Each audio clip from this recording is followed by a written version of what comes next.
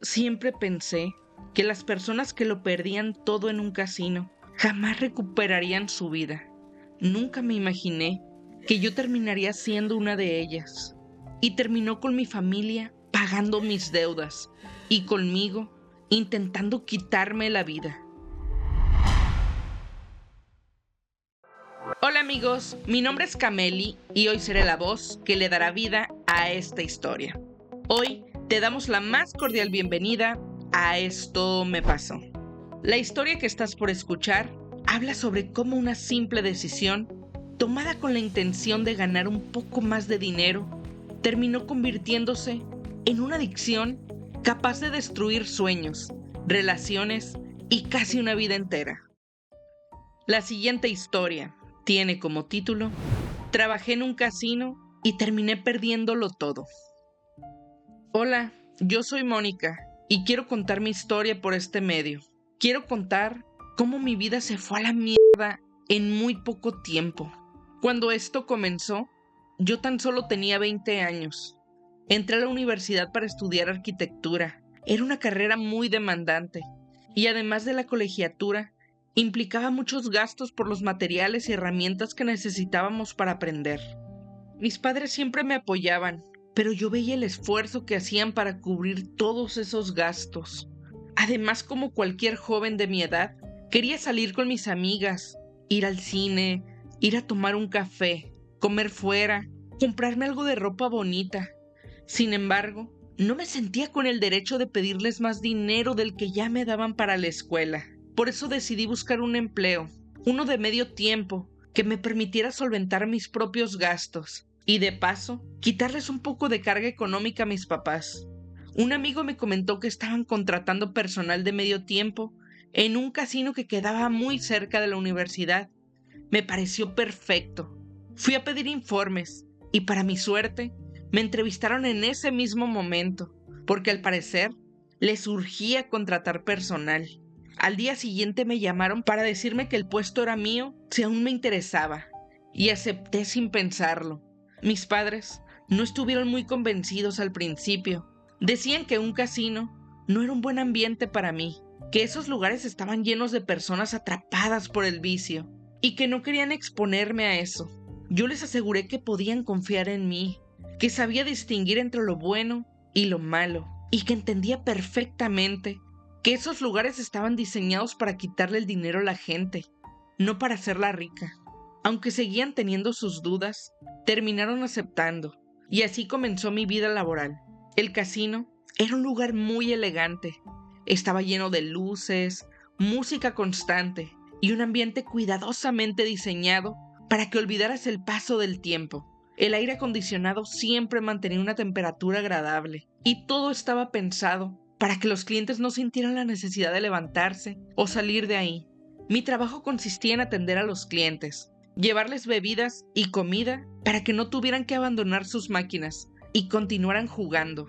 Con el paso de los días, empecé a conocer a muchos clientes habituales. Me sorprendía ver que algunos iban prácticamente todos los días. Siempre me preguntaba cómo podían gastar tanto dinero en una sola noche. Fue también durante esa etapa cuando conocí a Manuel. Estudiaba en la misma universidad que yo, y desde la primera vez que hablamos, hubo mucha química entre nosotros. Poco tiempo después, comenzamos a salir.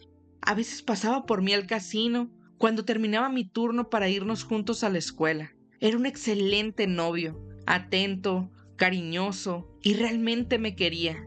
Algo que hoy en día siento que no es tan fácil de encontrar.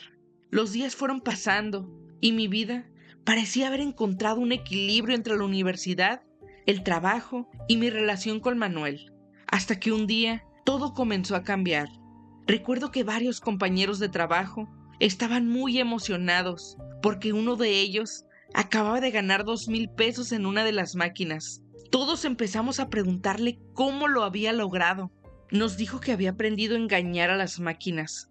Según él, las primeras veces que una persona jugaba, casi siempre ganaba, porque la máquina quiere hacerle creer que es fácil obtener dinero. Y esto es una especie de gancho para que siga apostando cada vez más. También nos aseguraba que había ciertos horarios en los que convenía jugar. porque cuando había pocos clientes, las máquinas soltaban premios para llamar la atención de quienes estaban alrededor e incentivar a que más personas apostaran. Hoy sé que todo eso eran simples supersticiones, porque en ese momento varios terminamos creyéndole, aunque al principio me pareció una teoría absurda. La curiosidad pudo más. Decidí probar suerte con 100 pesos. Para mi sorpresa, los tripliqué. Sentí una emoción difícil de explicar. Salí muy contenta del casino. Esa sensación de haber ganado dinero tan fácilmente no dejó de dar vueltas en mi cabeza durante todo el día. Pensaba que si volvía a ganar, podría comprar esas cosas que necesitaba sin tener que preocuparme por el dinero, pero la realidad fue muy distinta. Al día siguiente, en cuanto tuve oportunidad, volví a jugar. Esta vez lo perdí absolutamente todo, incluso el dinero que llevaba para pagar el autobús. Aún así, estaba convencida de que en la siguiente apuesta recuperaría lo perdido, y eso nunca ocurrió. Ese día, Manuel me avisó que estaba enfermo y que no iría a la universidad, así que tuve que caminar hasta la escuela. Llegué tarde, perdí mi primera clase, y para regresar a casa, terminé pidiéndole dinero prestado a una compañera. Pasaron algunos días y ya no tenía dinero extra para seguir jugando. Entonces ocurrió algo que terminó cambiando mi vida. Una noche, mi papá me entregó el dinero de la colegiatura para que lo guardara. Faltaban algunos días para hacer el pago, pero era común que él me lo diera con anticipación por si llegaba a olvidarlo. Cuando tuve ese dinero en mis manos, mi mente dejó de pensar con claridad. Solo podía imaginar una cosa, que podía duplicarlo o incluso triplicarlo. Al día siguiente, llevé 500 pesos de ese dinero al casino. Me convencí de que solo usaría una pequeña parte y que cuando ganara, regresaría el dinero sin que nadie se enterara. Y esa vez gané. Dupliqué esos 500 pesos. Ese fue el día en que entendí por qué la gente salía sonriendo de las máquinas. Y a partir de ese día, seguí apostando. Algunas veces ganaba y otras veces lo perdía todo. Pero cuando ganaba, ya no sentía que había recuperado mis pérdidas.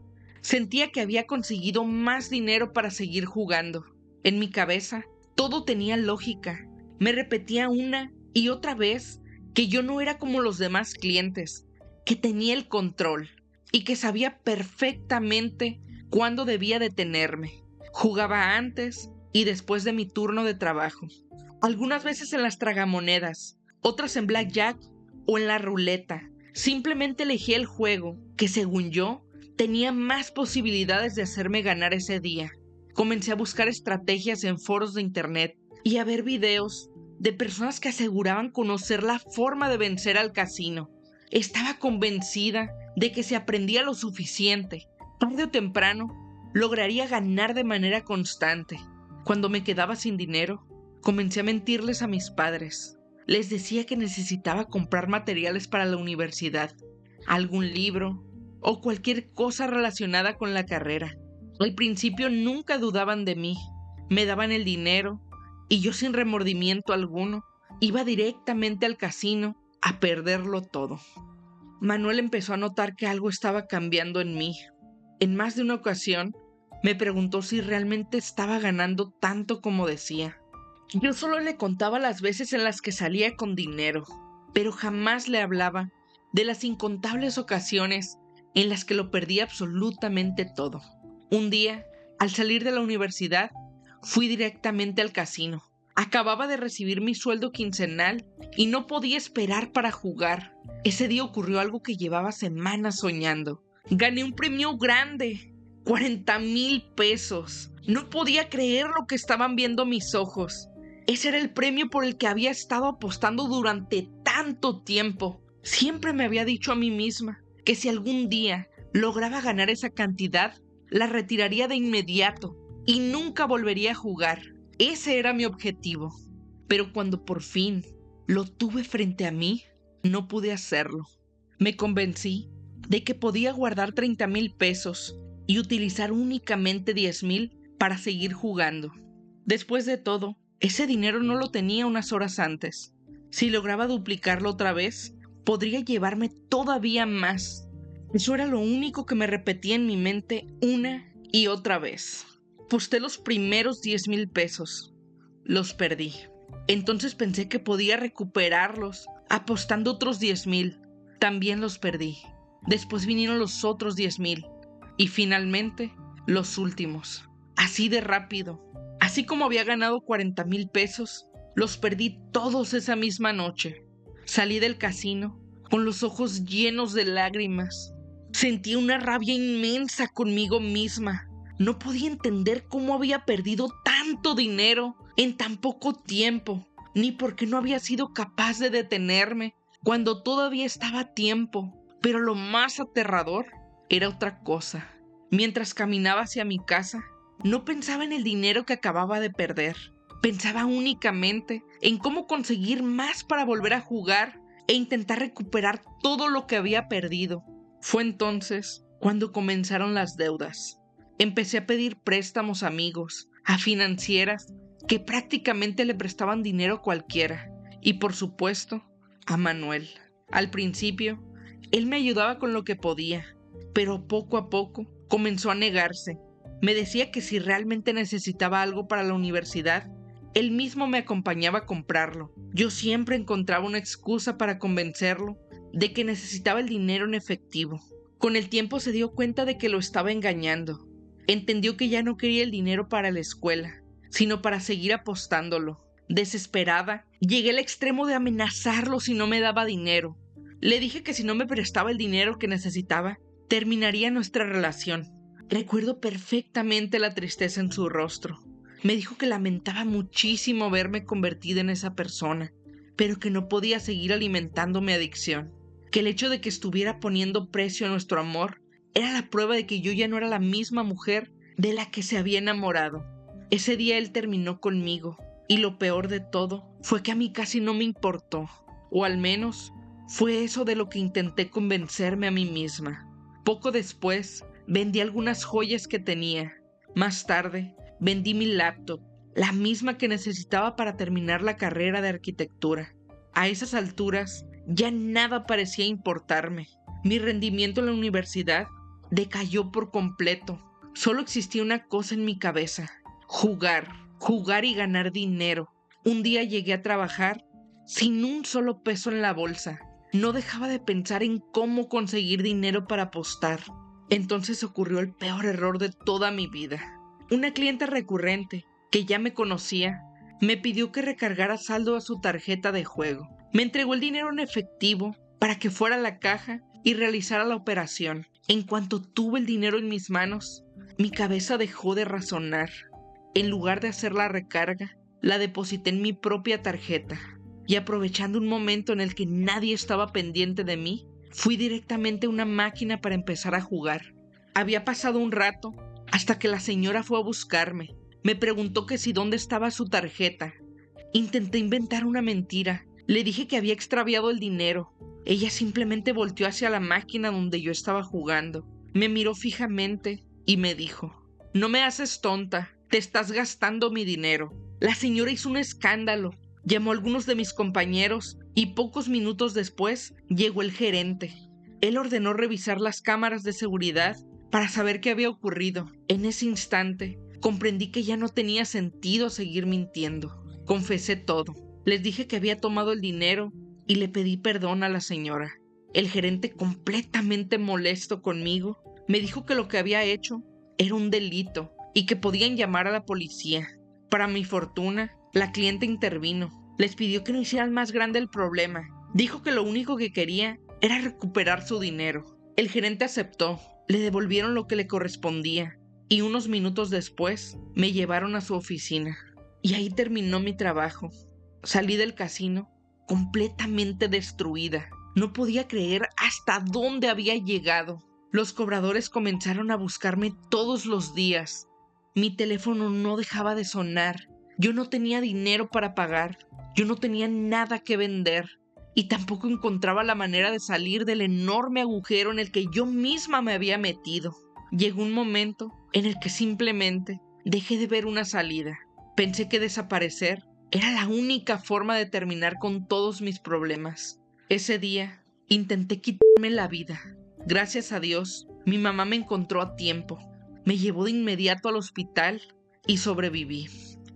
Ahí, por primera vez, le conté toda la verdad. Le conté en todos los problemas en los que estaba metida. Le confesé las deudas que tenía, todo el dinero que había perdido, las mentiras que había dicho y el enorme vacío en el que me encontraba. Estaba convencida de que mi vida ya no tenía solución. Debía demasiado dinero. Había reprobado prácticamente todas las materias en la universidad y por primera vez en mucho tiempo sentía que lo había perdido absolutamente todo. Mi mamá me dijo que no me preocupara. Me dijo que mi papá ya se había enterado de todo y que estaba buscando la manera de encontrar una solución. Me aseguró que no me iban a dejar sola, que iban a apoyarme, pero me pidió algo a cambio. Me hizo prometerle que nunca volveré a intentar quitarme la vida y que comenzaría una terapia psicológica para que un profesional me ayudara a salir de esto. Entre lágrimas, me dijo que quería verme crecer, salir adelante y cumplir todos los sueños que todavía tenía por delante. Me repetía una y otra vez que aquello tenía una solución y que como familia íbamos a salir adelante. Cuando me dieron de alta, mi papá quiso hablar conmigo a solas. Recuerdo esa conversación como si hubiera sido ayer. Me dijo que iba a vender el automóvil de mi mamá para poder pagar parte de las deudas que yo había generado. Con ese dinero se lograrían liquidar algunas y ponerse al corriente con otras, aunque todavía quedaba un largo camino por recorrer. Yo no podía dejar de llorar. Sentía que había destruido la estabilidad de mi familia. Pero mi papá no me reclamó, no me gritó ni me juzgó. Simplemente me abrazó y me dijo que en ese momento lo más importante no era el dinero. Lo más importante era que yo sanara. Me explicó que lo que me estaba ocurriendo tenía un nombre: ludopatía. En el hospital les habían dado la información sobre esa enfermedad y les explicaron que con ayuda profesional y mucho esfuerzo era posible salir adelante. Ese día le prometí que iba a luchar por recuperar mi vida. También les pedí perdón por todo el daño que les había causado. Poco tiempo después, comencé a asistir con un psicólogo y más adelante con un psiquiatra. El proceso no fue nada fácil. Hubo días muy buenos y otros en los que la ansiedad por volver a apostar parecía querer vencerme otra vez. Pero poco a poco fui recuperando el control. Perdí un año completo de universidad. Tuve que empezar a trabajar de tiempo completo para ayudar a mi papá con los gastos y colaborar con el pago de las deudas que había provocado. Ese no fue el futuro que yo había imaginado para mí, pero era el futuro que necesitaba construir para reparar todo el daño que había hecho. Hoy, gracias a Dios, ya no tomo medicamentos. Hace algunos meses, el psiquiatra me dio de alta, aunque sigo asistiendo a terapia psicológica. Antes pensaba que eso significaba que todavía estaba enferma. Hoy entiendo que significa algo mucho más importante. Significa que estoy aprendiendo a cuidarme. Aprendí que la ludopatía no solo te hace perder dinero, te hace perder el control de tu propia vida. El dinero que perdí jamás volverá. El automóvil que mis padres tuvieron que vender nunca debió haber seguido. El tiempo que desperdicié tampoco regresará. Pero cada mañana que despierto, sin sentir la necesidad de apostar, es una victoria mucho más grande que cualquier premio que una máquina pudo haberme ofrecido. Si alguien que está escuchando mi historia en este momento cree que puede recuperar todo con una última apuesta, ojalá mis palabras eviten el dolor que tuve que vivir, porque la verdadera suerte nunca estuvo dentro de un casino. La verdadera suerte fue haber tenido una familia que nunca dejó de creer en mí, incluso cuando yo ya había dejado de creer en mí misma. Y entendí que la apuesta más importante en la vida nunca fue el dinero, fue apostar por mi propia recuperación. Espero que mi historia le sirva a alguien antes de que sea demasiado tarde. Camelis, hasta aquí llega la historia que nos compartió nuestra amiga Mónica. Y con ella podemos comprender que no solo existen adicciones que llegan con una botella en la mano o con una sustancia prohibida. Algunas se disfrazan de una oportunidad, de un golpe de suerte o de la ilusión de recuperar lo perdido. Y cuando uno se da cuenta de que ha perdido el control, muchas veces ya ha dejado atrás a las personas que amaba, sus sueños e incluso las ganas de seguir viviendo. La historia de Mónica nos recuerda que la ludopatía no es un problema de falta de voluntad, sino una enfermedad que puede consumir a cualquiera. Pero también nos deja algo muy importante. Mientras haya vida, siempre existe la posibilidad de pedir ayuda, levantarse y comenzar de nuevo. Si esta historia te hizo reflexionar, compártela. Nunca sabes quién podría estar viviendo una batalla en silencio y necesita escuchar estas palabras antes de que sea demasiado tarde. Y recuerden, aquí cada historia es un mundo y cada mundo tiene algo que enseñarnos.